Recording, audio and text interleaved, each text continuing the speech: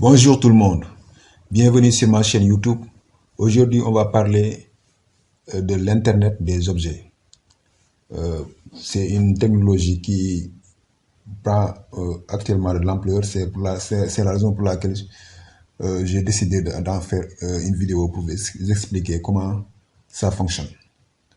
Internet des objets, bien en anglais, ça signifie Internet of Things. Je pense que beaucoup d'entre vous vous en avez déjà entendu parler de cette technologie. Donc, en premier lieu, on va essayer de voir la définition de l'Internet des objets. Comme je l'ai écrit ici, on sait qu'on utilise le plus souvent les ordinateurs, les téléphones pour les connecter à Internet. Donc, ça, tout le monde le sait. Mais cependant, avec l'Internet des objets, on peut connecter n'importe quel objet à Internet. Donc, c'est ça l'avantage de l'Internet des objets. Et puis, la définition simple que je vais donner à cette technologie, c'est l'Internet des objets n'est rien d'autre que c'est la connexion d'objets à Internet. Donc, n'importe quel objet qu'on a maintenant, on peut faire en sorte que cet objet puisse être connecté à Internet.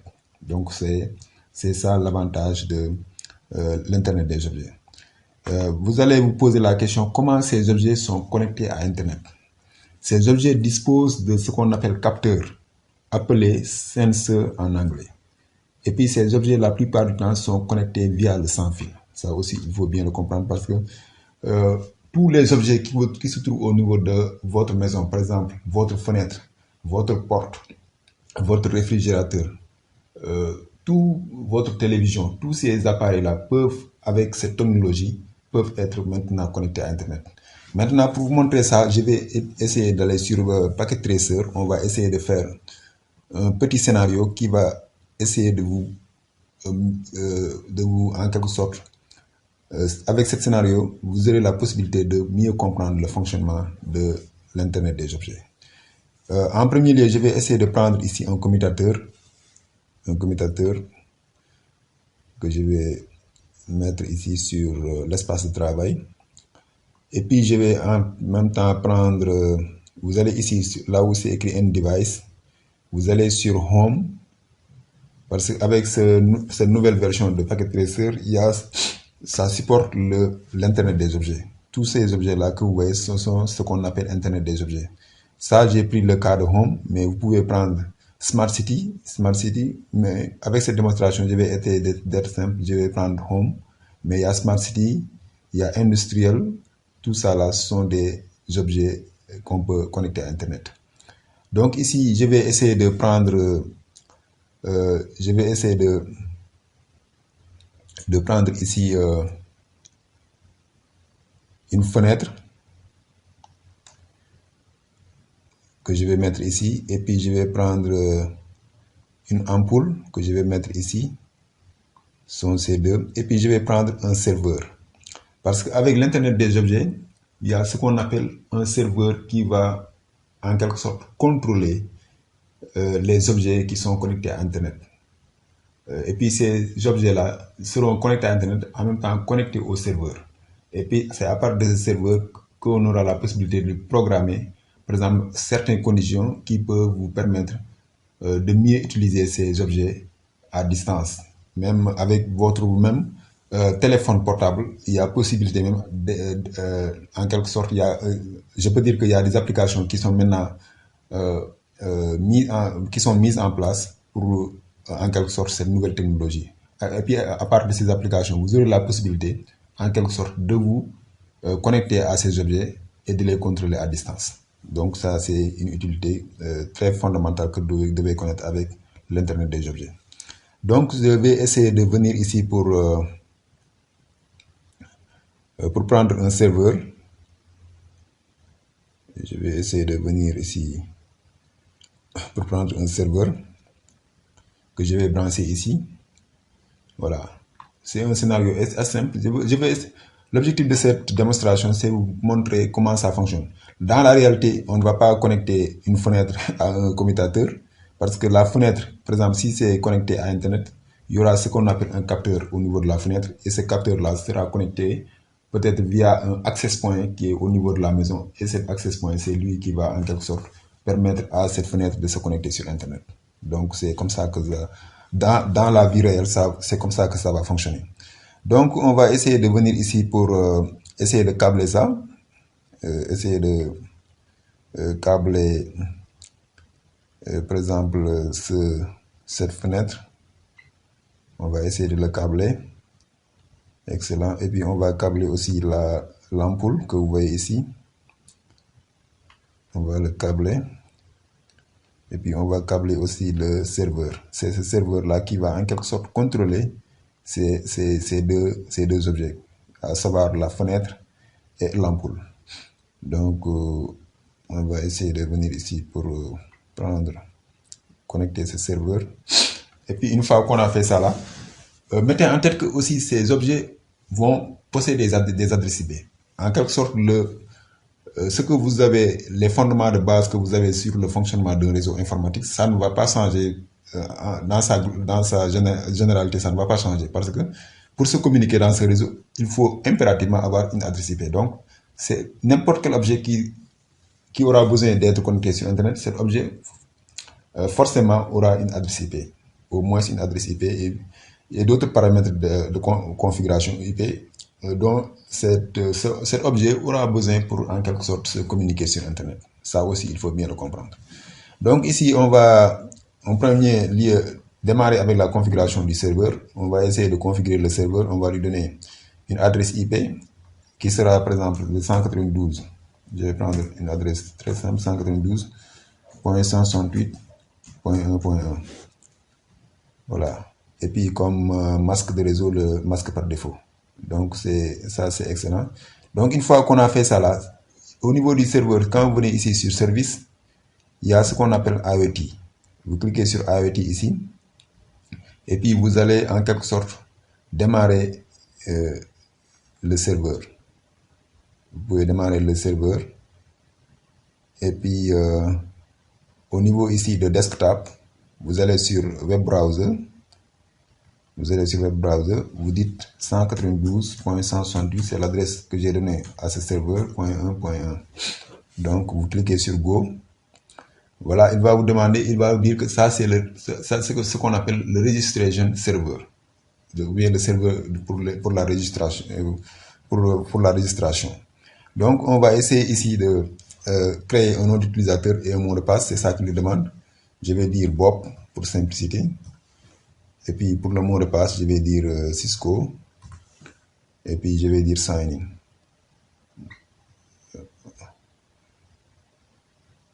in. Non, sign up. Je dois créer un mot de passe. Je vais dire Bob. Si vous cliquez sur sign up, attends, je vais essayer d'aller en arrière. Vous cliquez ici sur sign up parce qu'on n'a pas encore créé on va créer un autre utilisateur et un mot de passe. Je vais dire Bob. Et puis pour le mot de passe, je vais dire Cisco. Et puis on va dire create. Une fois que vous faites ça là, vous voyez que c'est déjà créé comme vous le voyez ici. Donc excellent. Donc on va essayer maintenant de venir ici au niveau de cette fenêtre du moins. Et puis là où c'est écrit, vous voyez la fenêtre est là comme vous le voyez. On peut pour la configurer avec Packet Tracer, c'est très simple. Vous allez sur config et puis vous venez ici. La fenêtre peut obtenir une adresse via le DHCP server comme vous le voyez ici. Mais vous pouvez aller avec la configuration statique pour cette démonstration parce que je n'ai pas configuré le DHCP server. Donc vous allez sur cette interface et puis au niveau d'ici vous voyez que elle peut obtenir du moins ces paramètres de configuration via DHCP, mais on va prendre la configuration statique. Donc on va lui donner l'adresse IP 192.168.1.104. 104, c'est ça que je vais lui donner. Et puis le masque, c'est le masque par défaut. Donc une fois qu'on a fait ça là, voilà, on a déjà configuré. On revient sur Setting. Vous allez sur Setting. Une fois que vous avez configuré, donnez une adresse IP à l'interface, vous venez sur Setting. Vous cliquez ici là où c'est écrit Remote Server. Vous donnez l'adresse IP du serveur. l'adresse IP du serveur. C'est le 192.168.1.1.1. Et puis, il vous demande le username et password. C'est le nom d'utilisateur qu'on vient tout juste de créer, à savoir Bob. Bob et le mot de passe c'est Cisco, comme vous le voyez, pour être simple. Et puis vous cliquez sur Connect, parce que ça permet à cette fenêtre de se registrer sur le serveur. Donc, l'objectif de cette configuration. Vous voyez, quand vous voyez refresh, comme ça, quand vous le voyez ici, cela veut dire que cette fenêtre, maintenant, c'est déjà registré avec le serveur. Et puis pour prouver ça là, on revient ici sur le navigateur. On va essayer de se connecter sur le serveur 192.168.1.1. Et puis on va cliquer sur Go. On va mettre nos paramètres d'identification, cela veut dire Bob. Et puis on met Cisco. Voilà. Quand on fait ça, vous voyez que excellent, vous voyez qu'il dit Windows. Ça veut dire que cette fenêtre-là, maintenant, c'est déjà enregistré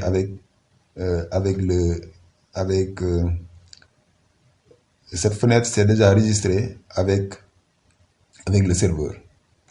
Donc, vous voyez, quand vous voyez le bouton rouge là, cela veut dire que la fenêtre est ouverte. Si vous voulez, en quelque sorte, est fermée du moins, si vous voulez ouvrir la fenêtre, vous cliquez sur le bouton, ça change vert, cela veut dire que la fenêtre est ouverte, comme vous le voyez ici. Vous cliquez encore, la fenêtre va, la couleur va changer en rouge, cela veut dire que la fenêtre est fermée. Donc maintenant, c'est comme ça pour montrer que dans la vie réelle, c'est comme ça que les objets vont se connecter au serveur. Cela veut dire le serveur de registration, ou bien registration server en anglais. C'est comme ça qu'on l'appelle. Maintenant, maintenant, à partir de ce serveur, vous pouvez en quelque sorte utiliser votre téléphone pour se connecter au serveur ou bien votre ordinateur portable. Et puis à partir de votre ordinateur portable ou bien à partir de votre téléphone, vous aurez la possibilité, même si, comme je vous ai dit, il y a des applications qui sont créées pour ça. Vous pouvez utiliser une application pour, en quelque sorte, accéder à distance sur par exemple, si c'est votre fenêtre qui est à la maison. Imaginons que vous êtes au travail et que vous avez oublié de fermer votre fenêtre.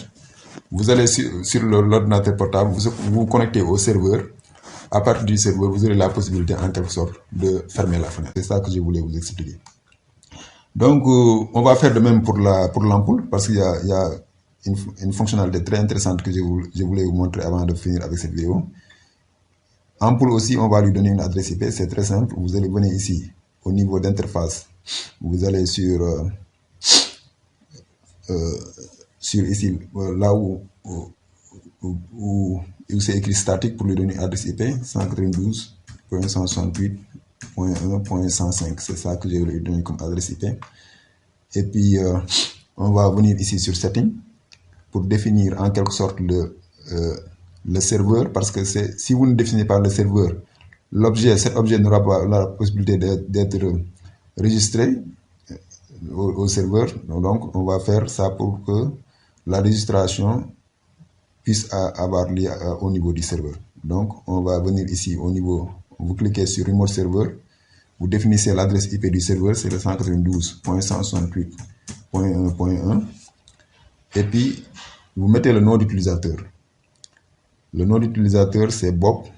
Comme vous le savez, j'ai déjà défini le nom d'utilisateur, et le mot de passe pour le serveur, c'est Cisco. Donc, vous cliquez sur Connect. Cliquez sur Connect. Il dit Connecting. Vous voyez, quand vous voyez refresh, cela veut dire que c'est bon. Donc, on revient ici sur le serveur. On revient sur le navigateur. On met l'adresse IP du serveur. 192.168.1.1.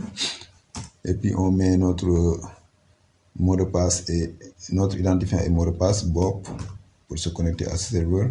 Et puis, Cisco pour simplicité.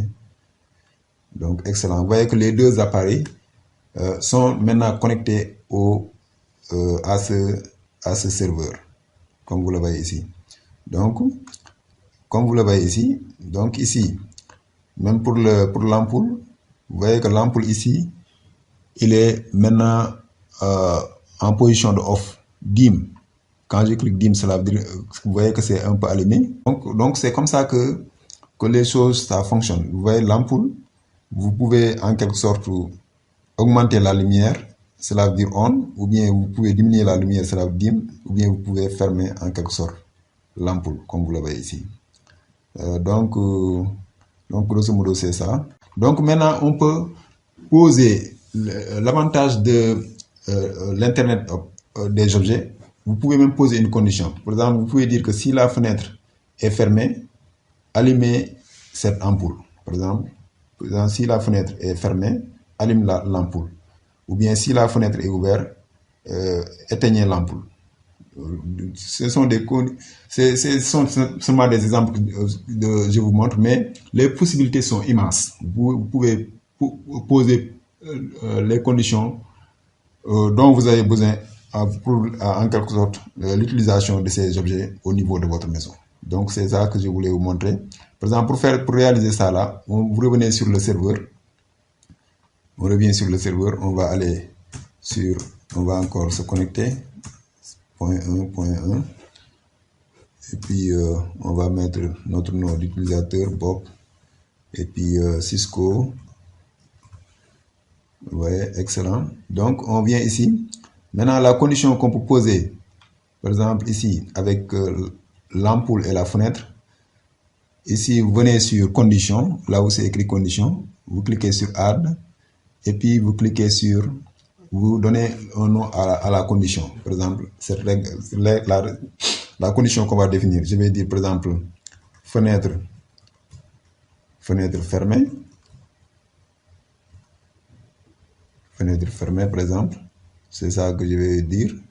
Et puis, je vais prendre, par exemple, l'objet de cette fenêtre-là, ça s'appelle IoT 4 ou bien IoT 4. Et puis, on va dire on. Et puis, cela veut dire on, cela veut dire si c'est ouvert, je vais dire faux. Et puis, je vais dire set, je vais utiliser l'ampoule. Et puis, je vais dire status. Cela veut dire si cette fenêtre est fermée. Donc, on va dire on. Vous voyez? Et puis, vous cliquez sur OK pour remplir cette condition. Vous voyez, cette condition est remplie. Donc, on va essayer de revenir ici sur le serveur. On va essayer de se reconnecter encore. 168.1.1. Bob. Et puis Cisco. Sign in. Voilà. Donc ici, comme vous le voyez, quand je vais essayer d'ouvrir la fenêtre. Quand j'ouvre la fenêtre, normalement la lampe doit s'éteindre. Quand je ferme la fenêtre, vous voyez la lampe, la lampe s'est allumée, comme vous le voyez ici. Je ne sais pas si vous avez prêté attention à ça, mais la lampe s'est allumée. Vous voyez, quand on vient ici, on voit que la lampe est en position de on. Donc, excellent. Maintenant, on veut que si la fenêtre est fermée, on veut que la lampe soit éteinte. Donc, en ce moment, on va poser une deuxième condition. La deuxième condition consiste à dire que je vais cliquer sur add, je vais dire fenêtre, je vais l'appeler fenêtre ouverte. Non, si la fenêtre ouverte, on veut que le truc là la lampe soit éteinte, du moins, c'est ça que je veux, soit éteinte, c'est ça que je voulais mentionner. Je vais dire fenêtre ouverte. Donc, si la fenêtre est ouverte, la lampe doit être éteinte. Donc, je vais choisir la fenêtre. Je vais dire on. Je vais dire true. Cela veut dire si la fenêtre est ouverte. Et puis, je vais choisir la lampe c'est IoT 5. Et puis, status. Et puis, je vais dire off. Voilà, off. Comme vous le voyez ici. Cela veut dire fermer il faut éteindre la lampe. Je vais cliquer sur OK. Donc, on a les deux conditions. Donc, si je reviens ici, là, je vais essayer de retourner sur le serveur. On va essayer de retourner sur Home.